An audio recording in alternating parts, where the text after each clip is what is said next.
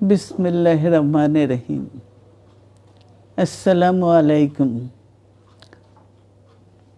দীর্ঘদিন অসুস্থ থাকার পর আপনাদের সামনে কথা বলতে পারার জন্য আল্লাহর কাছে শুকরিয়া আদায় করছি। আমার কারাবন্দী অবস্থায় আপনারা আমার কারামুক্তি ও রোগ মুক্তির জন্য সংগ্রাম করেছেন, দোয়া করেছেন। সেজন্য আমি আপনাদের সকলকে ধন্যবাদ জানাচ্ছি। দীর্ঘ আন্দোলন সংগ্রাম ও ত্যাগের মধ্য দিয়ে আমরা ফ্যাসিবাদী অবৈধ সরকারের কাছ থেকে মুক্তি পেয়েছি।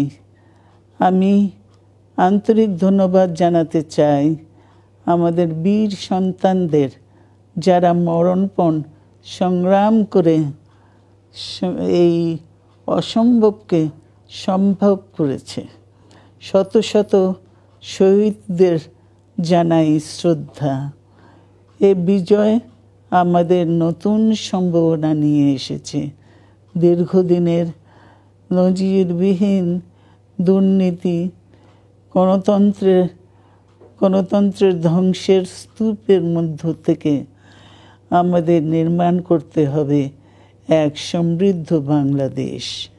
ছাত্র তরুণরাই আমাদের ভবিষ্যৎ।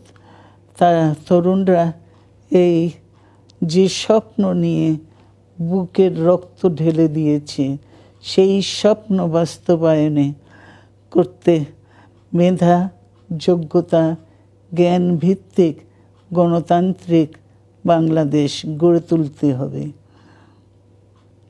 শোষণহীন সমৃদ্ধ বাংলাদেশ। সকল ধর্মের গোত্রের অধিকার নিশ্চিত করতে হবে। শান্তি, প্রগতি আর সাম্যের ভিত্তিতে আধুনিক বাংলাদেশ নির্মাণে আসুন আমরা তরুণদের হাত শক্তিশালী করি। ধ্বংস নয়, প্রতিশোধ নয়, প্রতিহিংসা নয়, ভালোবাসা, শান্তি ও জ্ঞান ভিত্তিক সমাজ গড়ে তুলি। আল্লাহ হাফেজ। বাংলাদেশ জিন্দাবাদ।